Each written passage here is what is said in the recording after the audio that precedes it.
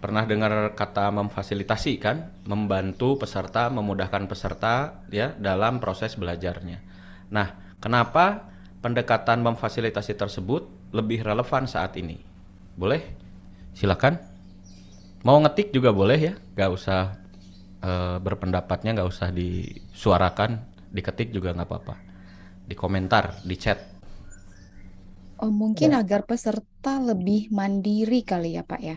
Jadi kita tuh fungsinya hanya sebagai kayak eh, ya kita memfasilitasi, tapi pada akhirnya pesertalah yang harus lebih lebih aktif kayak gitu. Jadi kayak kalau dulu kan kayak mungkin kayak semuanya tuh dikasih tahu gitu kan. Semuanya tuh trainer yang menjelaskan ya segala hal lah kayak gitu. Tapi mungkin sekarang lebih ke kita kasih tahu tapi mereka tuh mandiri untuk belajar. Kira-kira bisa ditangkap nggak ya Pak maksud saya? Ya, Bank Mandiri. Bank Mandiri. Ya, jadi intinya Oke. tujuannya eh, supaya mereka lebih mandiri dalam proses pembelajarannya. Kira-kira seperti itu. Oke, ini saya catat ya jawabannya Mbak Adisti. Peserta belajar secara mandiri gitu ya? Ya, lebih mandiri, Pak. Lebih Jadi, mandiri. Peserta bisa lebih mandiri. Oke. Berikutnya pertanyaan tambahannya ya ini boleh nanti Mbak Adisti tunjuk siapa gitu ya. Apa sih manfaatnya jika peserta itu bisa belajar mandiri, bisa belajar secara mandiri atau bisa mempunyai sikap mandiri tersebut gitu. Apa sih manfaatnya? Boleh. Silakan. Siapa? Tunjuk Mbak Disti. Mas Rian, Rian mana? Riannya ada dua nih. Mas Rian aja. Oh, Rian aja. oke. Lebih mandiri itu berarti ada tanggung jawab ya Pak. Jadi ada tanggung jawab terkait dengan materi yang harus dipelajari lagi supaya dapat diimplementasikan seperti itu. Peserta lebih bertanggung dengan mandiri, peserta bisa lebih bertanggung Jawab jawab ya terhadap materi yang dipelajarinya. ya Oke. dan bisa diimplementasikan. Sehingga nanti karena dia punya tanggung jawab, dia merasa materi pelatihan tersebut harus diimplementasikan gitu ya. Ya, betul Pak. Oke. Nah, sekarang kalau misalnya peserta punya jiwa yang mandiri, bisa belajar secara mandiri dan dia punya rasa tanggung jawab untuk mengimplementasikan. Apa sih benefitnya buat perusahaan gitu? Nah, ini berarti Mas Rian Riswanda yang harus jawab.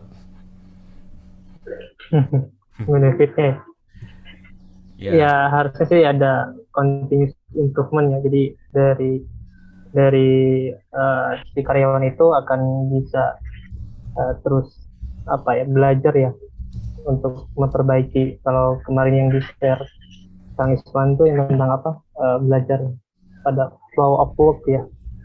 Oke, learning in the flow of work. Ya, Lalu apa tadi? Peserta bisa melakukan perbaikan gitu ya. continuous improvement ya. Oke. Continuous. Perbaikan berkelanjutan. Apa produk dari perbaikan berkelanjutan? Produknya ya, kalau produknya sebenarnya bisa inovasi, bisa produktivitas, bisa Oke. Pertanyaan terakhir, saat ini isunya, trennya gitu ya, bisnis kita ini atau perusahaan kita ini trennya kemana? Menggaung-gaungkan kata apa? Efisiensi dan growth. Efisiensi dan growth, terus apa lagi? Performance, Pak. Target performance. Perusahaan menggaungkan kata apa kebanyakan? Ini yang saya merahin. Masih Inovasi. Inovasi, betul kan? Ya, jadi ya betul. agar tercipta growth ya yang terus berkelanjutan, agar tercipta efisiensi yang terus berkelanjutan, agar performance tadi terus meningkat begitu ya. Ya kita harus melakukan inovasi. Dan bagaimana learning itu bisa berpengaruh ya, berdampak terhadap terciptanya inovasi, yaitu tadi pada saat mereka belajar, pada saat mereka diberikan pelatihan, mulailah dengan pembelajaran secara mandiri ya, secara aktif, secara proaktif pesertanya itu. Ya, jadi itu relevansinya pada saat ini.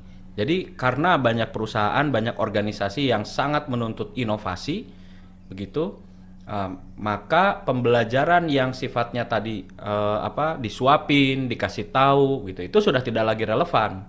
Tapi pembelajaran yang bentuknya mencari tahu, mengobservasi, kemudian mengadu argumentasi gitu ya, berdiskusi, debat dan sebagainya, itu adalah pembelajaran yang nanti akan mendorong terhadap inovasi. Bisa dipahami sampai sini ya. Jadi kenapa memfasilitasi itu relevan dengan kondisi saat ini. Kemudian yang kedua, kenapa memfasilitasi ini relevan? Karena kebanyakan para peserta belajar sekarang itu adalah generasi apa? Milenial. Generasi milenial, bahkan sudah bukan milenial tapi zilenial katanya. Generasi Z, generasi zilenial. Mereka adalah orang-orang yang sudah, atau anak-anak yang sudah digempur dengan banyak informasi setiap saat. Jadi kita udah nggak usah ngasih tahu lagi, toh mereka udah banyak tahu gitu. Yang harus kita lakukan membantu mereka untuk membentuk pemahaman dari pengetahuan-pengetahuan itu. Ya, jadi kita bridging mereka untuk bisa ngebentuk pemahamannya gitu. Kalau kita tanya dalam pelatihan apa yang sudah kamu tahu tentang misalnya penjualan, mereka akan cerita sangat banyak sekali gitu tentang apa itu penjualan. Ya, kenapa? Karena mereka tiap hari nonton YouTube misalnya ya, gimana caranya menghasilkan cuan dan sebagainya gitu. Itu yang terjadi saat ini. Jadi kita udah nggak harus lagi memberitahu lebih banyak, tapi membantu mereka menggunakan pengetahuan itu supaya pemahamannya terbentuk.